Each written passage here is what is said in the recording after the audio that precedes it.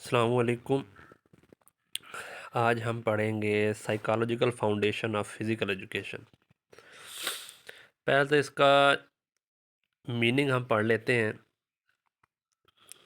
Father of psychology जो था वो था W.M. वुंड। ये जर्मन साइकोलॉजिस्ट था जिसने ये जो है वो साइकोलॉजी की डिफिनेशन जो है ये बयान की है। इससे इसने जो पहली डिफिनेशन इसकी जो हम पहले इसकी डिफिनेशन करते थे वो थी साइंस ऑफ सोल, यानी जो रूह की जो साइंस है उसको हम साइकोलॉजी कहते हैं। फिर ये चेंज हुई साइंस ऑफ माइंड, इसको हम साइंस ऑफ माइंड भी कहते रहे हैं। फिर उसके बाद इसको हम साइंस ऑफ कॉन्शियसनेस, इसको हम साइंस ऑफ कॉन्शियसनेस भी कहते रहे हैं। और फिर जो आजकल के दौर में चल रही है साइकोलॉजी के मीनिंग जो है वो साइंस ऑफ बिहेवियर है। यानी psychology is a science of behaviour of human being जो भी इंसान है उसके जो बिहेवियर है उसको हम जो है वो साइकोलॉजी कहते हैं। उसकी अगर बिहेवियर में कोई चेंज करना है वो आप चेंज कर सकते हैं। आप मोटिवेशन के ज़रिए चेंज कर सकते हैं, कर सकते हैं उसकी आप एंग्जाइटी को ख़त्म कर सकते हैं, स्ट्रेस को ख़त्म कर सकते हैं। उसको आप जो है उसको लर्निंग करवा सकते हैं जिसके ज़रिए उसकी जो है उसका बिहेवियर में चेंज आ जाएगा, उसका एग्रेशन को कम कर सकते हैं। तो ये जो साइकोलॉजी है इसके अंदर आपका बिहेवियर जो है इंसान का बिहेवियर, ये साइकोलॉजी के अंदर आप इसके मीनिंग में आप इसको ले सकते हैं। फिर आ जाता है जी सपोर्ट साइकोलॉजी। यानी साइकोलॉजी का जो जो बिहेवियर है वो सपोर्ट्स के अंदर इसका क्या रोल है। तो application of psychological principles to report and physical fitness at all level of still improvement. यानी सपोर्ट साइकोलॉजी क्या है जी, यानी जो साइकोलॉजिकल प्रिंसिपल हैं, मतलब आपकी वैल्यूज़ हो गई, आपकी जो लर्निंग हो गई, आपकी पर्सनैलिटी हो गई, ये आपने डायरेक्ट जो है रिपोर्ट करनी है, वो जो अप्लाई करना है उसके ऊपर, सपोर्ट्स के ऊपर, ताकि जो है उनकी फ़िज़िकल फ़िटनेस और उसकी हर किस्म की जो फ़िटनेस है वो इम्प्रूव हो जाए, फ़िज़िकल फ़िटनेस इम्प्रूव हो जाए, उसका बिहेवियर चेंज हो जाए, उसका अग्रेशन को कम किया जा सके, उसको मोटिवेट किया जा सके। और इसको मोटिवेट करने के अलावा उसको सपोर्ट्स के ऊपर इसके जो रूल एंड रेगुलेशन वो अप्लाई करके उनसे अच्छे से अच्छा रिज़ल्ट लिया जा सके, ये हम सपोर्ट साइकोलॉजी है। न- फिर है जी एक्विजिशन द लर्निंग है जी। लर्निंग क्या है, इसके बाद टॉपिक आ जाता है लर्निंग का। लर्निंग में आप जो है पढ़ते हैं कि लर्निंग जो है एक्विजिशन ऑफ नॉलेज है। इसमें अगर इसके अंदर आपका नॉलेज ऐड होता है, दूसरे लफ्ज़ में बात करें स्किल थ्रू जो है आपकी स्किल होती है, किसके ज़रिए आप स्किल आप लेते हैं, वो आप स्टडी के ज़रिए अपना कुछ सीखते हैं, एक्सपीरियंस के ज़रिए सीखते हैं, या जो कुछ आप पढ़ा रहे हैं उसके ज़रिए सीखते हैं, या आप सिंपली इसको आप कह सकते हैं जो कोई चीज़ आपके बिहेवियर में तब्दीली लेके आती है वो आपकी लर्निंग है। यानी जो चीज़ आपकी बिहेवियर में जो चेंज लेके आएगी वो बिहेवियर है। और बिहेवियर को चेंज करने के लिए आप अपनी स्टडी करते हैं, एक्सपीरियंसेस होते हैं, और जो कुछ आप पढ़ा रहे हैं या कुछ आप सीख रहे हैं वो उसके ज़रिए आपकी लर्निंग आ जाती है। फिर उसके बाद है लर्निंग इज़ अ यूनिवर्सल।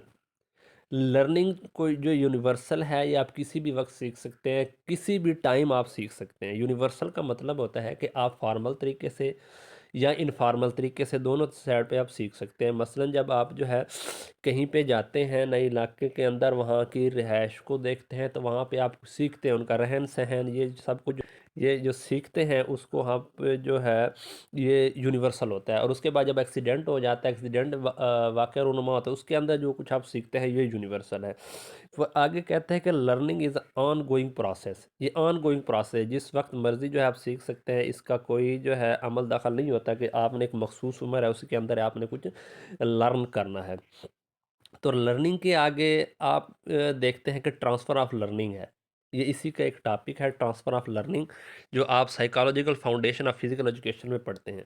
इसकी आगे 3 अक़साम हैं। एक है जी पॉजिटिव ट्रांसफ़र ऑफ लर्निंग है, फिर है नेगेटिव ट्रांसफ़र ऑफ लर्निंग है, फिर है ज़ीरो ट्रांसफ़र ऑफ लर्निंग है। तो पहले आप डेफिनेशन देख लेंगे कि ट्रांसफ़र ऑफ लर्निंग है क्या। तो ट्रांसफ़र ऑफ लर्निंग जो है,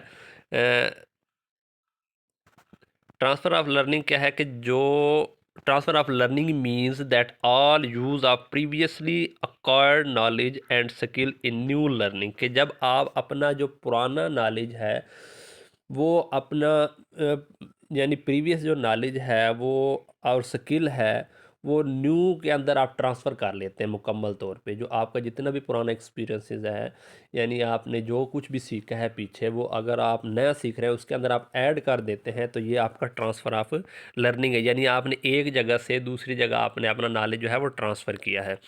तो इसकी पहले जो डिफिनेशन है, पहले जो इसकी टाइप है पॉजिटिव ट्रांसफ़र ऑफ लर्निंग की, इसमें क्या है कि when learn is one situation facilitate in another situation, यानी जब आप एक चीज़ कुछ सीख रहे हैं जो पुरानी आपने सीखी है, और उसी सीखी हुई चीज़ को जो न्यू आपकी लर्निंग है, जो न्यू आपने जो कुछ सीखना है उसके अंदर अगर आप उसको ऐड करेंगे तो आपको फैसिलिटेट करेगा, वो आपको पॉजिटिव तरीके से आपको यानी पॉजिटिव तरीके से उसका फ़ायदे होंगे। यानी अगर आप मिसाल ले लें कि अगर आप जो मैथ है, अगर आप मैथ आपने पढ़ी है तो हम कह सकते हैं कि जो मैथ पढ़ता है वो फिज़िक्स में भी अच्छा होगा।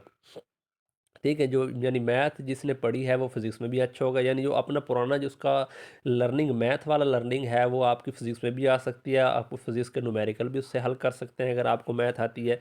दूसरी मिसाल इसकी ये है कि अगर आप स्कूटर चला रहे हैं, तो स्कूटर जो है, आप जो पुराना एक्सपीरियंस है स्कूटर चलाना, तो अगर नया एक्सपीरियंस आप मोटर बाइक करेंगे तो उसी स्कूटर से आपका जो लर्निंग है, जो आपने स्कूटर के ऊपर लर्निंग की होगी, वो आप मोटर बाइक पे भी उसकी लर्निंग कर सकते हैं। यानी आपको फ़ायदा देती है। उसके बाद है आपका जी negative learning, transfer of learning, कि जब आप जो प्रीवियस नॉलेज है, जो आपका प्रीवियस जो आपका पिछला नॉलेज है, यानी आपने एक साल पहले जो कुछ पढ़ा है और आप आगे चले गए हैं और वो आगे चलने में आपको रुकावट पैदा कर रहा है, तो वो नेगेटिव लर्निंग है, नेगेटिव लर्निंग हो जाएगा।